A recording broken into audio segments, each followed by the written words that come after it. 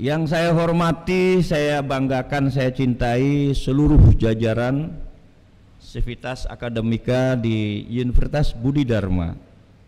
Bersyukur Tuhan memberkati kita semua, Ibu Rektor yang luar biasa, yang semangat 45, dan mudah-mudahan umurnya juga masih 45 kalau nggak kebalik.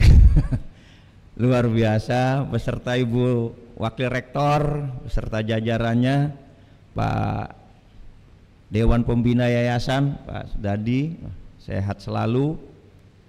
Dan hari ini melihat Pak Sudadi sangat cerah, mudah-mudahan secerah tadi malam ketika bertemu dengan ibu dan istrinya di rumah, kira-kira begitu. Luar biasa. Pak Jumari, tetap Pak Jumari, walaupun bagaimanapun ya tetap Pak Jumari seperti inilah selaku pembimas Buddha di Kanwil Kemenang Provinsi Banten, dan seluruh jajaran baik tenaga pendidik dan kependidikan di Universitas Budi Dharma yang sangat luar biasa, menghadirkan gedung yang sangat representatif, menghasilkan produk-produk unggulan, generasi-generasi berkualitas, calon-calon pemimpin bangsa masa depan.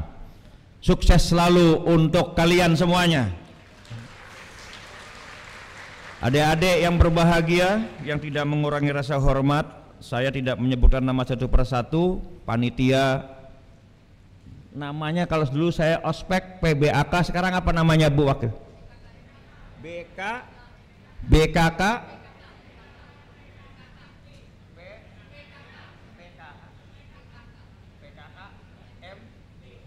oke ya, apapun namanya lah itu ya, luar biasa.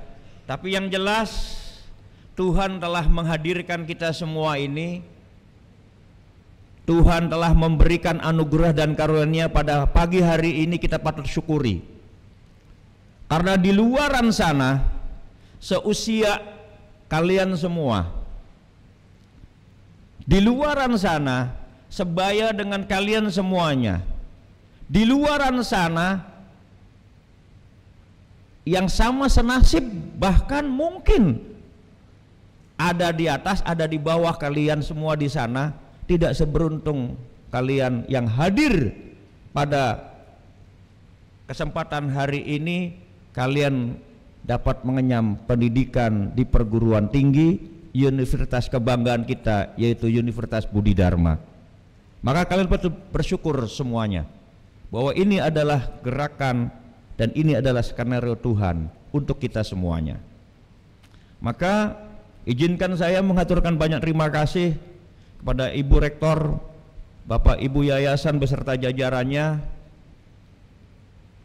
atas undangan yang jauh-jauh hari saya untuk ikut hadir membersamai kita semuanya, anak-anakku sekalian, calon-calon pemimpin bangsa.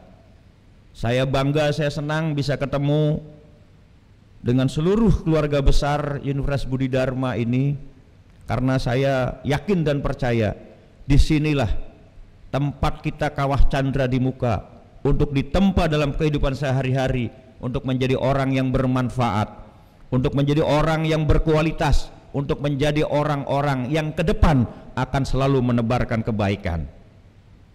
Kami haturkan terima kasih Ibu Rektor beserta jajaran, Pak Pembimas yang terus menjembatani saya untuk hadir pada kesempatan hari ini di tengah-tengah banyak agenda yang harus kita selesaikan bersama-sama untuk selalu menjaga kerukunan umat beragama khususnya di Provinsi Banten ini. Izinkan anak-anakku sekalian, Ibu Rektor, Bapak Rektor, Bapak Yayasan, Ibu Rektor beserta jajarannya, saya sadar betul ketika membaca dan mendengarkan pengumuman dari Asosiasi Penyelenggara Jasa Internet Indonesia APJII pada tahun 2024 ini mencapai 221.563.749 jiwa dari total populasi 278.696.200 jiwa penduduk Indonesia pada tahun 2023. Saya melihat dari segi umur, orang yang berselancar di dunia maya mayoritas adalah Gen Z, kelahiran 97 sampai 2012 sebanyak 34,40%. Kemudian generasi milenial kelahiran 81 sampai 96 sebanyak 30,62%. Kemudian berikutnya Gen X kelahiran 65 sampai 80 sebanyak 18,98%. Post Gen Z kelahiran kurang dari 2023, kelahiran kurang dari 2023 sebanyak 9,17%. Baby boomers kelahiran 46 sampai 64 sebanyak 6,58% dan pre-boomers kelahiran 45 sebanyak 0,24%. Kedekatan dengan internet dan media sosial menjadikan generasi Gen Z memperoleh limpahan informasi yang terkadang jika tidak memiliki filter yang baik akan membawa kepada dampak yang buruk. Salah satu faktor negatif yang menimpa Gen Z adalah mudahnya mereka disusupi oleh doktrin-doktrin transnasional berpaham radikal. Kenyataannya gerakan radikalisme fundamental pada abad ke-21 di Asia dan Timur Tengah menyadari keefektifan internet sebagai media penyebar ideologi yang mereka usung. Kutipan dari John L. Expos dan kawan-kawan menyebutkan bahwa penyebaran ide-ide politik dan isu kebebasan ekspresi dan isu demokrasi ditengarai mengalami radikalisasi secara masif karena dipengaruhi oleh media internet. Dengan kata lain, isu-isu fundamentalis yang mengarah kepada radikalisme di abad 21 erat kaitannya dengan penggunaan masif atas internet dan media sosial. Selain itu, kita juga sudah terlambat, tetapi kita harus terus berupaya menyadari betul bahwa melalui internet radikalisme ini telah begitu menyebar dan mengakar dalam benak generasi Gen Z, khususnya mahasiswa. Internet memiliki faktor signifikan dalam pembentukan elemen radikalisme di kalangan anak-anak muda. Hal itu dikuatkan dengan hasil temuan Pusat Studi Budaya dan Perubahan Sosial Universitas Muhammadiyah yang tertuang di dalam Tempo 2017. Di mana situs-situs yang terindikasi menyebarkan hoak dan kebencian menempati urutan teratas ketimbang situs yang dimiliki oleh Muhammadiyah dan NU selaku organisasi terbesar Islam di Indonesia. Setara institut menyebutkan pada tahun 2019 ada 10 perguruan tinggi negeri yang terpapar radikalisme. Saya tidak menyebutkan dan ini mudah-mudahan sudah menurun karena ini dari 2019. Pada tahun 2018 dari Badan Nasional Penanggulangan Terorisme BNPT merinci ada 7 perguruan tinggi negeri yang terpapar radikalisme. Pada tahun yang sama Badan Intelijen Negara juga menyebutkan bahwa 39% pelajar di 15 provinsi terpapar paham radikal. Hasil survei Alfara Research Center 2017 juga menunjukkan hal yang sama bahwa di kalangan mahasiswa terdapat kecenderungan paham dan sikap intoleran dan radikal yang ditunjukkan dengan beberapa indikator pertanyaan yang presentase mahasiswa yang tidak mendukung non-tokoh muslim cukup besar, yaitu 29,5%. Mahasiswa yang setuju dengan negara Islam sebesar 23,5% dan presentasi santri yang setuju dengan khilafah adalah 17,8%. Kekhawatiran ini semakin menguat atas informasi yang dipaparkan oleh Badan Nasional Penanggulangan Terorisme BNPT yang menyebutkan bahwa 52% yang menjadi napi terorisme adalah yang ada di dalam LP Lembaga Pemasyarakatan terdapat anak-anak muda. Itu dikutip dari tulisan Alius tahun 2017. Maka tak mengherankan jika milenial menjadi kelompok yang rawan terpapar radikalisme. Moderasi beragama. Secara kultur moderasi beragama diakui merupakan ruh dan model keagamaan yang berkembang secara berabad-abad di Nusantara. Masyarakat Nusantara yang pluralistik tapi sangat religius mampu menjadi role model role model bagi pengembangan toleransi dan inklusivisme. Nilai, prinsip, dan praktik keagamaan di Nusantara didasarkan pada konsep tasamuh, kelapangan dada, keluasan pikiran dalam agama, tidak ekstrim kiri, radikal fundamental, dan tidak pula ekstrim kanan, liberal sekuler. Kementerian Agama mendefinisikan moderasi beragama sebagai cara pandang, sikap, dan praktik beragama dalam kehidupan bersama dengan cara mengejawantahkan, mengimplementasikan, menerapkan esensi ajaran agama yang melindungi martabat kemanusiaan dan membangun kemaslahatan umum, berlandaskan prinsip adil, berimbang, dan mentaati konstitusi sebagai kesepakatan berbangsa. Moderasi beragama juga berkaitan dengan paradigma, sikap, dan tingkah laku keagamaan yang mengambil spirit melindungi martabat kemanusiaan dan kebaikan bersama. Prinsip yang diambil adalah keadilan, keberimbangan, dan konstitusi.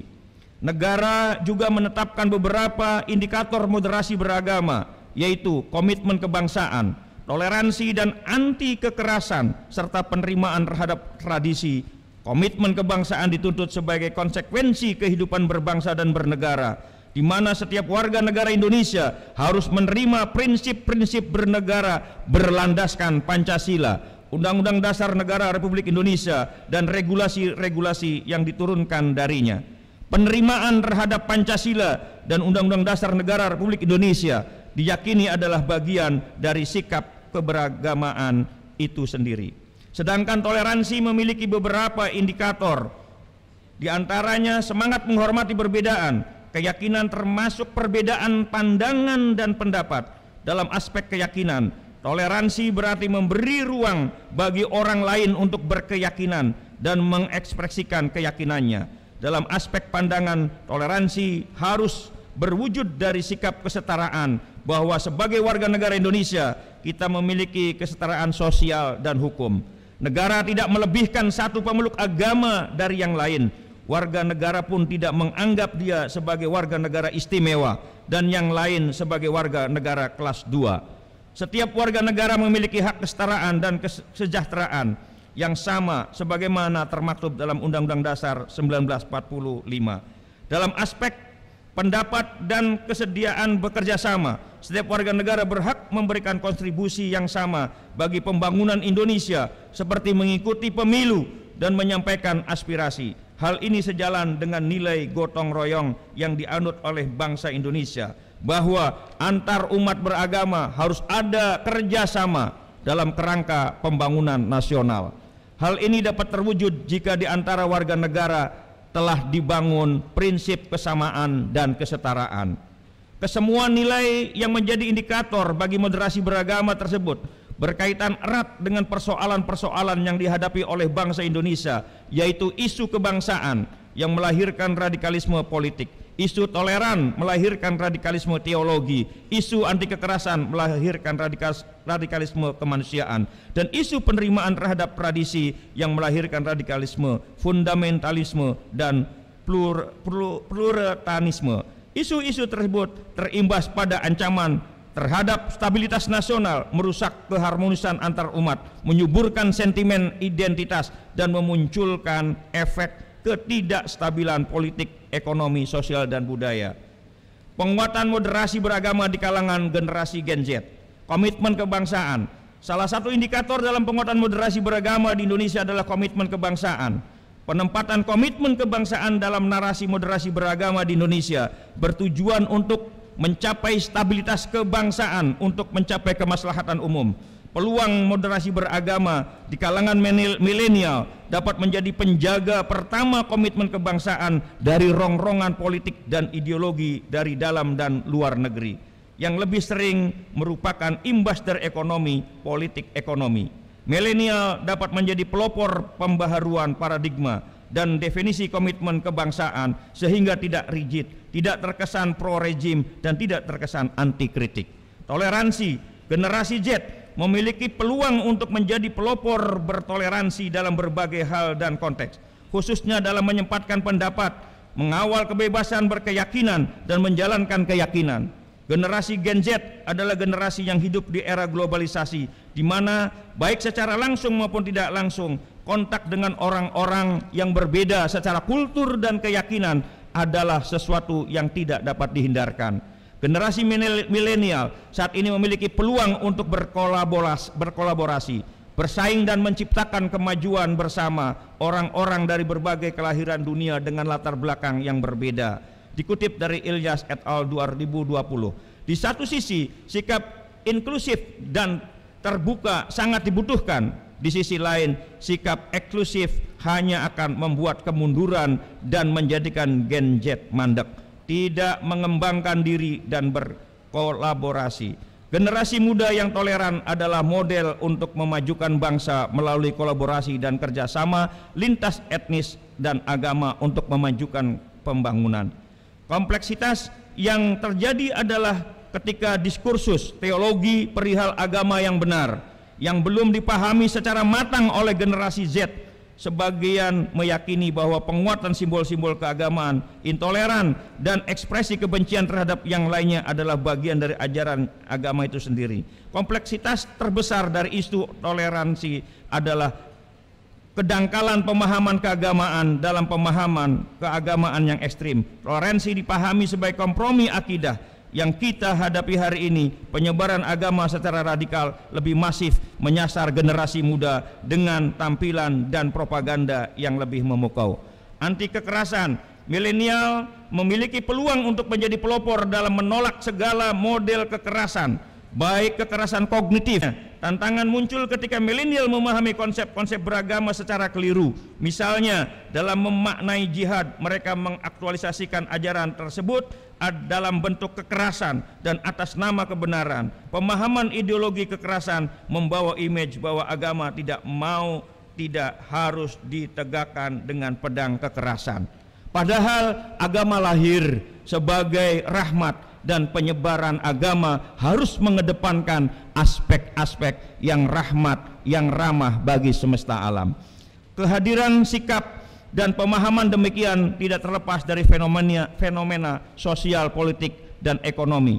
Ketidakadilan, ketimpangan ekonomi, lemahnya hukum ditengarai memunculkan ketidakpuasan di kalangan Gen Z. Faktor politik ekonomi memperuncing isu identitas yasan. Generasi muda milenial mudah diajak dan diarahkan ketika dipancing dengan ketidakadilan dan ketimpangan ekonomi. Dengan penguatan nilai-nilai ketuhanan dan kemanusiaan, kekerasan dalam beragama dapat dihindari. Walaupun agama memiliki potensi kekerasan, tapi inti dari substansi keagamaan adalah kedamaian dan penghormatan terhadap hak asasi manusia.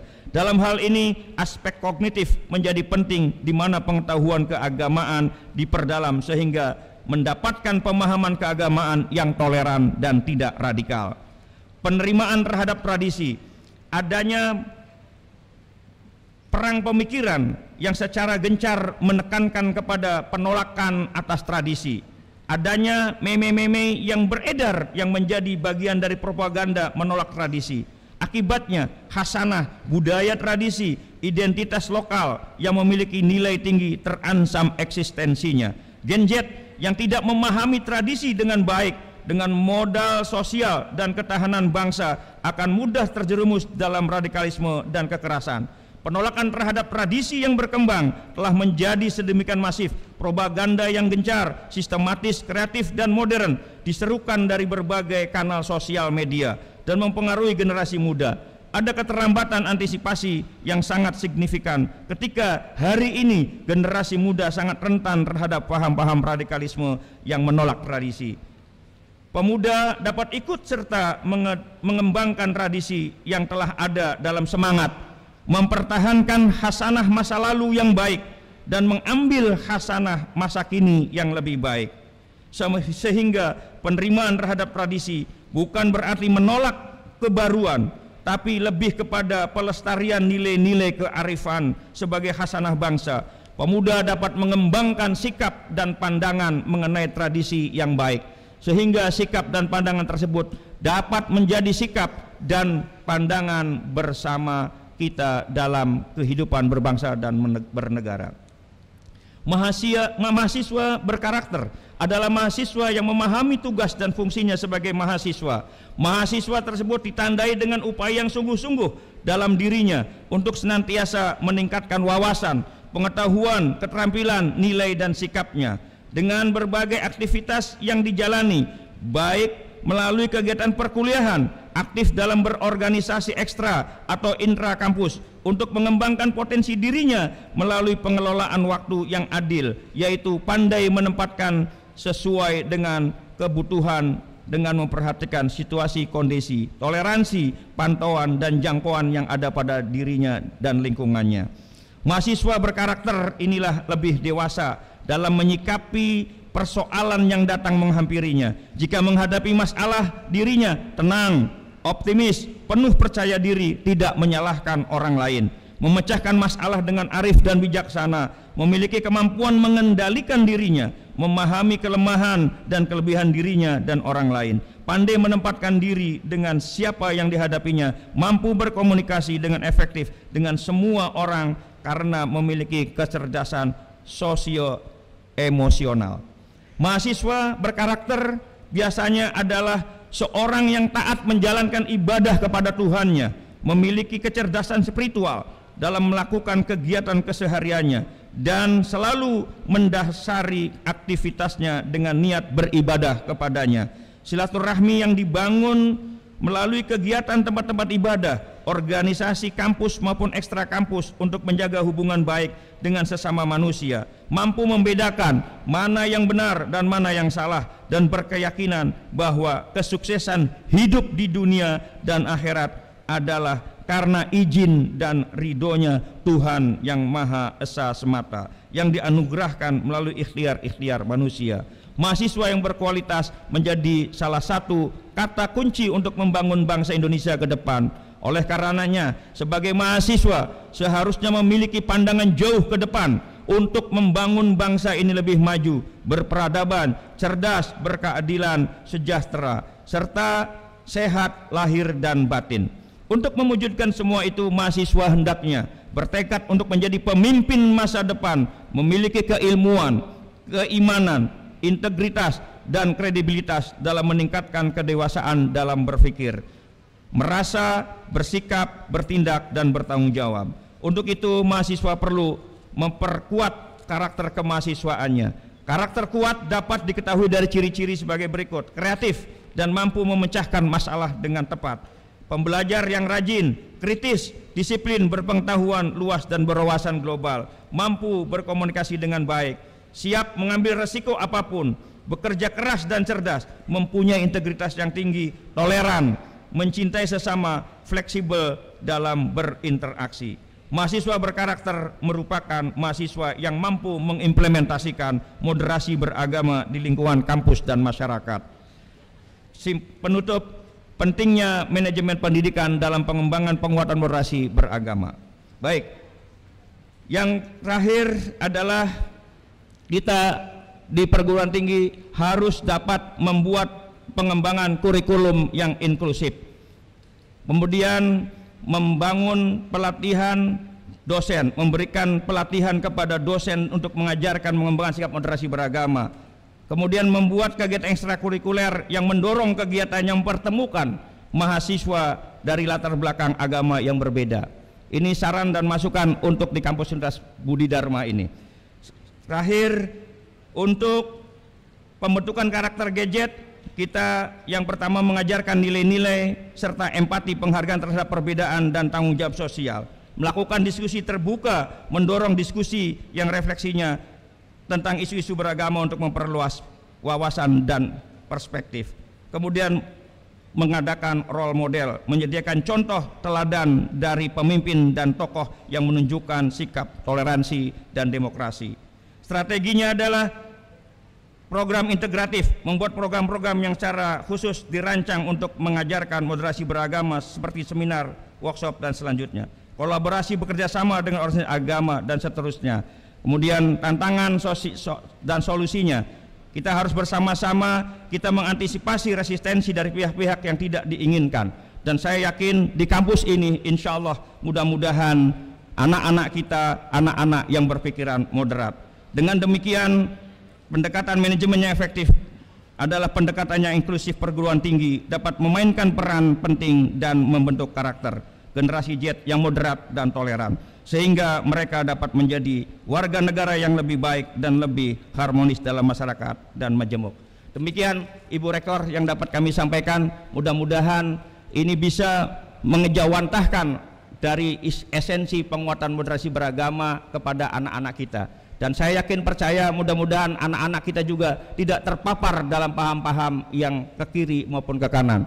Dan kami titipkan juga kepada anak-anak sekalian untuk pandai-pandai memfilter dan menyaring hal-hal yang buruk. Jangan sampai kita masuk di dalam pencemaran nama baik maupun penyebaran secara hoak. Kita harus bisa memfilternya. Termasuk anak-anakku sekalian titip, kalian semua adalah generasi-generasi yang cerdas. Jangan terpengaruh dengan berbagai macam hoak dan fitnah, termasuk judi online. Harus bisa diantisipasi. Ini agar tidak bisa masuk ke ranah kita semuanya. Karena kita adalah orang-orang yang cerdas, bisa memberikan pencerahan. Tapi saya yakin dan percaya di bawah binaan dosen-dosen yang sangat luar biasa di Universitas Budi Dharma ini, mudah-mudahan menjadi anak-anak yang baik, menjadi calon-calon pemimpin masa depan. Kurang lebihnya mohon maaf. Terima kasih atas segala perhatiannya. Selamat siang, salam semua untuk semuanya. Namo Buddhaya.